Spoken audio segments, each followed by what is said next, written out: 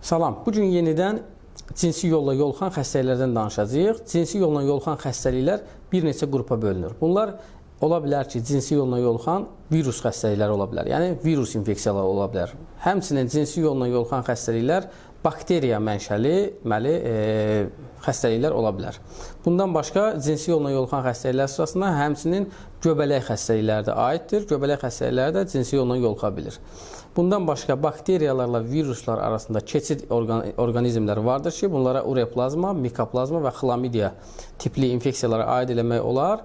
Bunlar da cinsi yollarda yoluxur və kişi cinsiyyət sistemində, həmçinin qadın cinsiyyət sistemində irinli iltihabı proses törədir. Və cinsi yolla yoluxan infeksiyaların bakteriya, virus və göbələklərdən başqa həmçinin ibtidailərə aid ola bilər. Bunlara Trichomonaga mikrobunu və amebiyazı aid eləmək olar. Həmçinin bu mikroblar da cinsi sistemdə iltihab prosesi törədir.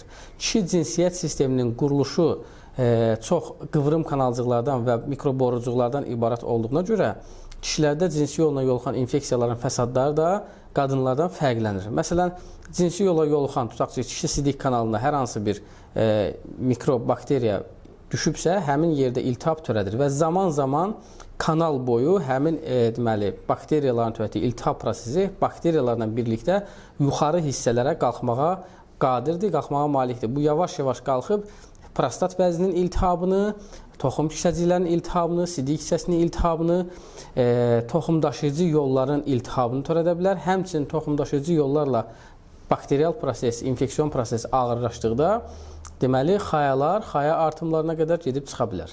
Və bu hallar baş verdikdə kişilərdə cinsi zəiflik, erkən boşalma halları, sonra sperma miqdarının azalması, rəngində dəyişiklik, həmçinin sonsuzluğa qədər gətirib çıxarda bilər.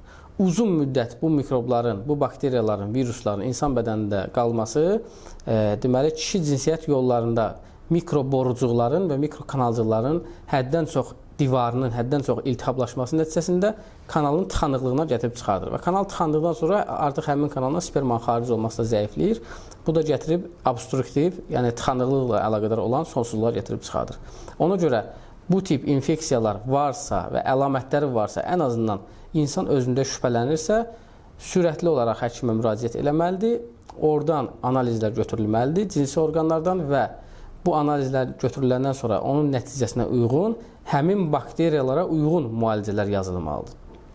Çox təəssüflər olsun ki, bizim insanlar arasında son dövrlər yaxının, dostunun və yaxud da aptekdə hər hansı bir belə deyək, infeksiyon xəstəliklər üzrə, cinsi yolla yoluxan xəstəliklər üzrə təhsil olmayan hər hansı bir adamın hər hansı bir antibiotik təşrif eləməsi, 1, 2, 3 və yaxud da 5 iynə vurulması və ya tabletka atılmasıyla belə bir müalicələr gedir. Bu müalicələrdə ideal müalicə olmur. Ona görə mikroblar xroniki formaya keçir və xroniki formaya keçən mikroblar və ya infeksiyon proses artıq çətin müalicə olunur.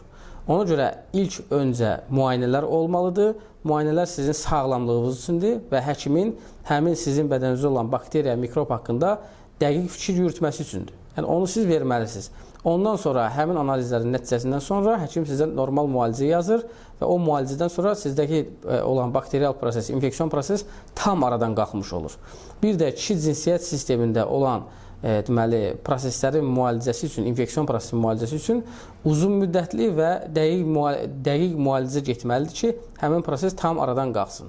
Müayinələrə gəldikdə, müayinələr burada PCR müayinəsi daha üstünlük təşkil edir son vaxtlar. Çünki dünyada PCR, yəni polimeraza zəncirvari reaksiya, bu təbii ki bir termindir. Bu zəncirvari reaksiyasına aparılan deməli analizlərin dəqiqliyi 99%-ə bərabərdir və həmin bakteriyanın genomunu, genini təyin edir ki, o bakteriya sizdə var, yoxsa yoxdur. Əgər varsa, həkim həmin bakteriyaya uyğun dərmanları yazır və müddəti təyin edir, ondan sonra müalicə gedir. Amma təkcə dərmanlar cinsi yolla yoluxan xəstəliklərdə, kişilərdə müalicə üsuludur. Həmçinin burada aparatlarla fizioterapiya üsulundan istifadə olunmalıdır. Çünki sübut olunmuşdur ki, eyni vaxtda fizioterapiya üsulu verildikdə cinsiyyət orqanları və prostat vəzi, xayalar, toxum hissəcikləri, deməli, qan dövranı yaxşılaşdırdıqda, qızdırıldıqda, orada ultrasəs və zərbə dalğası terapiyası eyni vaxtda aparıldıqda və paralel də qanla antibiotiklər gəldikdə və sizin atdığınız antibiotiklər hansı ki, deməli, həzm sistemindən sorulur və qanla həmin yerə gəldikdə, həmin yerdə onların antibiotiklərin orada yığılması, depolanması və konsentrasiyası, yəni miqdarı o qədər çox olur ki, artıq bakteriyalar tab gətirmir və məhv olur. Çünki prostat və kişi cinsiyyət sisteminin digər orqanları, vəziləri qıvrım kanalcıqlardan ibarətdir. Bunlar vaxtında tam antibiotiklərdən həmin yer depolanmasa, tam müalicə olunmasa, müəyyən hissələrdə, fibrozlaşmış, çapıqlaşmış hissələrdə bakteriyaların qalma ehtimalı var. Və növbəti mərhələdə əgər o qalarsa, onun müalicə olunması çətinləşir və həmçinin sonsuzluq, erkən boşalma, cinsi zəiflik və daha ağır hallara gətirib çıxarda bilir. Ona görə də vaxtında müalicə olunmalısınız və düzgün müalicə olunmalısınız tam aradan qalxması üçün mikrobların, bakteriyaların həmçinin.